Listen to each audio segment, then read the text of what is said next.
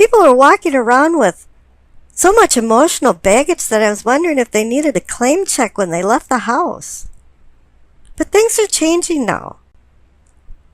It appears to me that you've hit a reset button, but there's a few growing pains involved in this change. Nothing big, but a few. Let's take a look at your past cards before we look at the base of your spine cards, because I think the past is pertinent to what is happening in your present and future. You receive the Judgment and the Five of Swords. Now, the Five of Swords is a pivot card. It's the one where there's arguments and disagreements going on, but it's escalated to the point that some people will just drop their swords and walked away because the cost of the battle is not worth it anymore. And then you went in to some type of judgment. Now, you might be judging some people and people might be judging you. But the key to this card is about forgiveness or grace, which is unconditional forgiveness, something that we don't see often in this world. And once you can forgive yourself or other people for indiscretions, you go into a rebirth. You're the phoenix rising out of the ashes. And you're ready for a new life and new challenges. Now, here on the right of the past cards at the base of your spine for sourcing and urgings, you receive the Fool. And it's saying, yeah, you're having a rebirth. There's a renewal. The Judgment card required you to do some spiritual purging and some cleansing on a celestial level. Normally, this is where the dregs of emotions end up getting winnowed down to, but now here it's kind of like it's a real breezy feeling because the clarification card is the Wheel of Fortune. The Fool is going on a self-discovery and also discover the mysteries of life and the mysteries that surround the microcosms of your world. And here, the fates of fortune are giving you the green light. This is an auspicious time to start doing some positive things in your life. Jump through this window because ultimately the wheel will go on the downswing. The cyclic energy of life. Now up in your pelvic and sacrum for awakening and arousing, receive the Death card. What happened in your past bumped you into a transformation. The Death card shows up when he's direly needed. The veil between dimensions is thinning for you. And it's making you rethink what you're doing because the clarification card is the Hermit. You're going into some kind of self-imposed isolation to gain wisdom. You want to see things now with uncensored clarity, and you can't have all the distractions of the outer world. You're changing your unconscious inner self with the Death card. You're on a cosmic mission of desperately seeking you and what will make you happy. And where do you want to go in life? One thing that can never be taken away from you is the acquired wisdom from experience. In the Bible, they say wisdom is the reflection of eternal light, a spotless mirror of the workings of God. And it's the image of His goodness.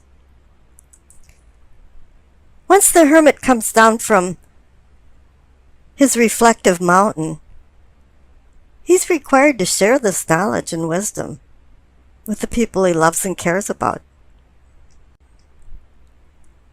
Now up in your solar plexus for sensing and feeling, you receive the Chariot. He's about overcoming challenges and opposing forces. He has a military guise to remind you that He's about discipline and disciplining your willpower. And if you don't remember that, his appearance is reminding you that struggles and distractions, obstacles, uncertainties will never be overcome if you don't have self-control. And the clarification card is the Eight of Swords. Somewhere you're still feeling restrained. At any moment you can free yourself, but no, you choose to be in these restraints. But you're attempting to completely free yourself. You're the Fool, going on the new self-discovery journey. You have luck behind you with the Wheel of Fortune. You're in a transformation and using the wisdom of the Hermit. And you're moving forward with the Chariot. There's no reason for you to hang on to some of this old baggage that I discussed earlier. The Chariot is about motion. Now, down in the heart of the matter, the main card is the Six of Wands. It's saying, yeah, whatever you've decided, it's been a victory for you. Normally, the Six of Wands is saying that you had some kind of success for a contest or a competition, and you're doing your honor lap, and people are recognizing the accomplishments that you've done.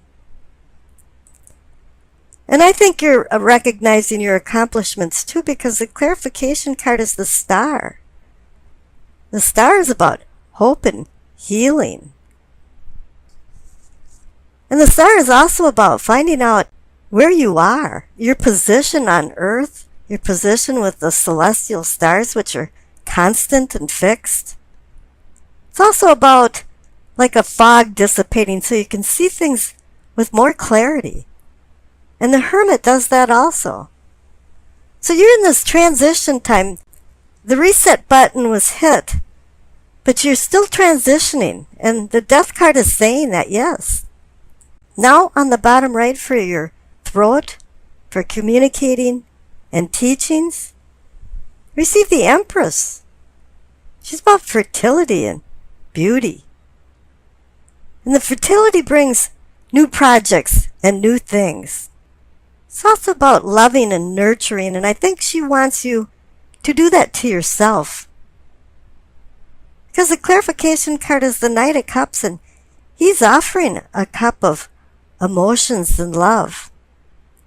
He might be a little immature and a little rough around the edges, but yeah, it's something that you have to accept. Life is about acceptance and change. And if we didn't have love and hope, would it be worth living? And up in your third eye for seeing and envisioning, you receive the Seven of Cups.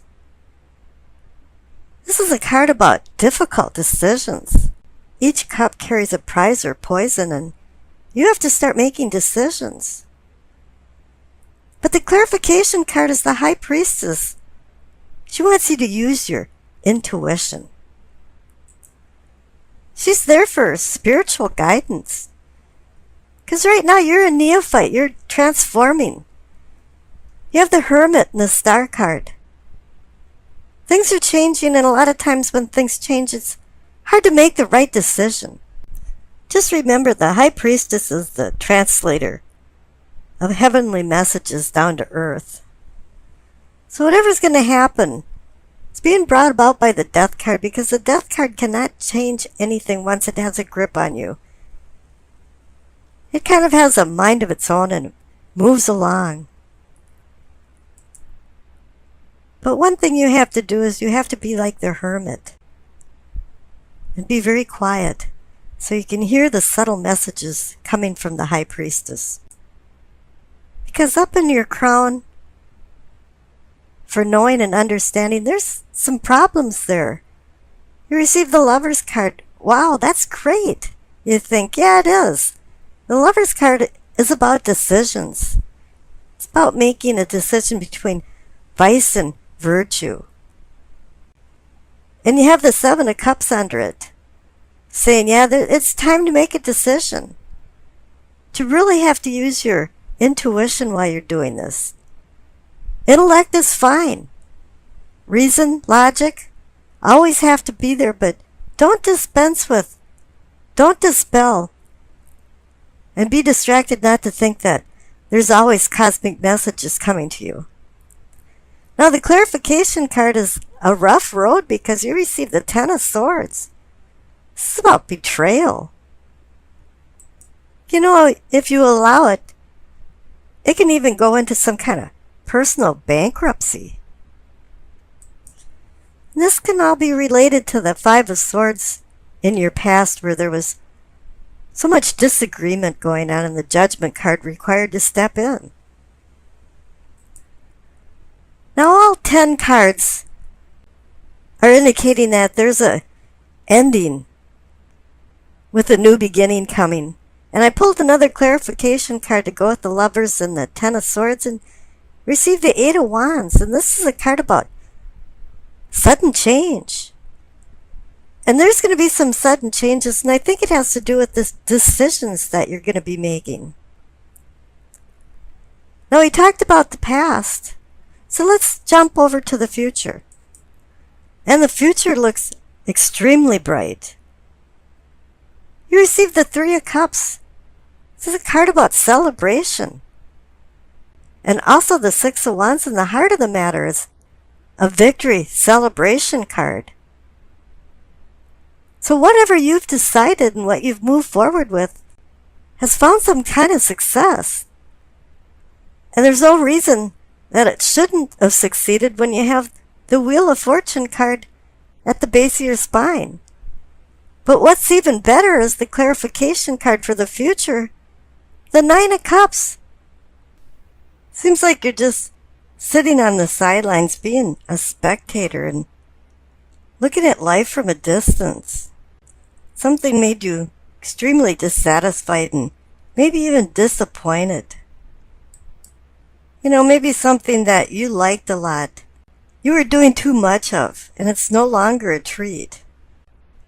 And you haven't been appreciating things lately, and you've been taking some things for granted. You haven't been counting your blessings. Or no longer do you want the so-called blessings anymore. Spice of life has lost its zest. There's no pizzazz anymore. Variety is the spice of life, but perhaps you had too much variety. You know, something might have got lost in the translation or didn't work out the way you planned it. This is an inner time of anew, weariness, and mixed with depression. You know, on most of the cards, this person is being offered a cup of opportunity, but you don't want it right now. You're just in a meditative contemplation of where you should go in life. And whatever happened, you spiraled into an unhappy emotional crisis because you received the Death card. And it's saying now that you're in a transformation. Things are changing. You're changing inside. And you're seeing things in a lot different light than you had before. You know, you came to find out that things that you thought were pretty cool and were no longer serving you anymore. You're looking for a rebirth. This card shows up when it's needed. You want to end some long drawn-out drama that's been playing in your life. If you weren't going to stop it, the Death card will. It's made a cosmic decision to intercede. Fate leads the willing and drags the unwilling along because you can't stop this transition once it's started. Change is not your enemy, but you might be the enemy to change. But if you resist change in the intrinsic flow of the universe, there's going to be loss. And you'll be more depressed than you are right now. And that's why death came speeding onto the stage. Death is beckoning for some type of closure that's making you unhappy in your life. Now the High Priestess is here to bring cosmic messages to you. She's the guardian of the cosmos and bringing these messages down to earth. And they're not written in other languages, but they're very subtle. It's not some neon sign pointing this way for Taurus. Comes through intuition, dreams, premonitions, and coincidences that later on in hindsight, you realize that this chain of events were all connected, but you didn't connect the dots until you looked back. But her illuminative messages are very subtle, and you have to be vigilant to recognize them. And when you do recognize them, you have to be able to interpret them. Okay, and then I rolled the dice, and you received Gemini, Pluto, and the 5th house. So the planet is Pluto, which is the god of the underworld, and you received the Death card, so this is the theme of it. You know, there's many mysteries and allures of life and death that attempt to embrace the hidden secrets behind the priestess's veil. And here it's throwing you into a spiraling Death card transformation. Sometimes prodding into the mysteries levies a huge price to pay for the answers. This reading isn't about the power of life, but the power of death and darkness cast by the underworld god Pluto to the shadow self. But the cosmos will intercede with messages from the high priestess. You know, Taurus is the master of practical matters, but Pluto has other plans for you. That's if you allow yourself to be drawn into a tangled web of temptations. You may seek out excesses of pleasures, and perhaps the wrong type of pleasures. This is indicated by the 4 of Cups card. And Pluto brings upheavals and drastic transformations in his wake, as foreshadowed by the Death card. And it's urging you into the light of enlightenment. It might sound paradoxical, but it's true. The extreme meeting of good and bad forces is causing a titanic clash. And stubborn you, Taurus, is right in the middle. Pluto is a marionette with his controlling hands enticing you into secret affairs. This includes illicit sex, closet gambling, emotional bondage, and the dominance and submission game. Could all be acted out for just trivial entertainment purposes, and you have to be really careful about this. You mix and mingle with others for ulterior motives for personal gain. And this could leave you in ill repute. You must interpret the high priestess's messages, because she is now the guide to expose Pluto's secrets of entrapment. And now, on a more positive note, simple solutions can reinvent complex problems. The ebb and flow of your ideas, they're coming along when you're at high tide, your own personal high tide. However, those following you in your mercurial footsteps will be confused, especially at your thoughts at any particular time. You've learned to love and you've loved to learn. And you'll explain every excruciating concept in detail if you can find a victim to listen to you. An impromptu excursion for the adventure is possible if you have the time to escape the gruel and grind of modern life. Physical exercise will massage pent-up emotions.